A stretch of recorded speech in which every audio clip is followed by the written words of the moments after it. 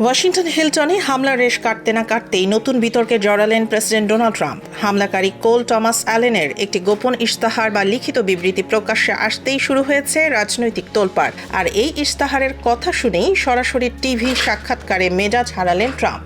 সাংবাদিকের কঠোর ভাষায় ভৎসনা করে তিনি চিৎকার করে বলেন, আমি ধর্ষক নই, কাউকে ধর্ষণ করিনি, আমি কোনো শিশুকামীও নই। হামলার মাত্র 10 মিনিট আগে পরিবারের কাছে পাঠানো সেই ইশতেহারে 31 বছর বয়সী কোল অ্যালেন অত্যন্ত ভয়ঙ্কর কিছু দাবি করেছেন।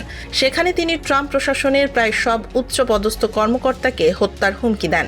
তবে অবাক করার মতো বিষয় হলো, তিনি FBI প্রধান কাশ প্যাটেলকে নিজের নিশানার বাইরে রেখেছিলেন। ইশতেহারে অ্যালেন লিখেছেন, ডিনারে উপস্থিত সবাই একজন ধর্ষক ও বিশ্বাসঘাতকের ভাষণ শুনতে এসেছেন, তাই তারাও অপরাধী। যদি তিনি সরাসরি ট্রাম্পের নাম নেননি, তবে ইঙ্গিত যে প্রেসিডেন্টের দিকেই ছিল তা স্পষ্ট।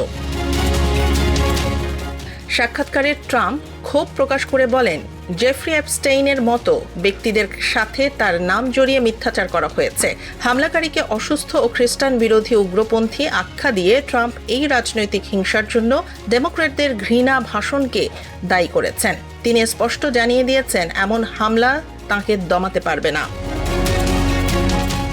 হামলাকারীর এই অদ্ভুত ইশতেহার কি ট্রাম্পের জনপ্রিয়তায় আঘাত হানবে, নাকি এই বিতর্ক তাকে আরও শক্তিশালী করবে?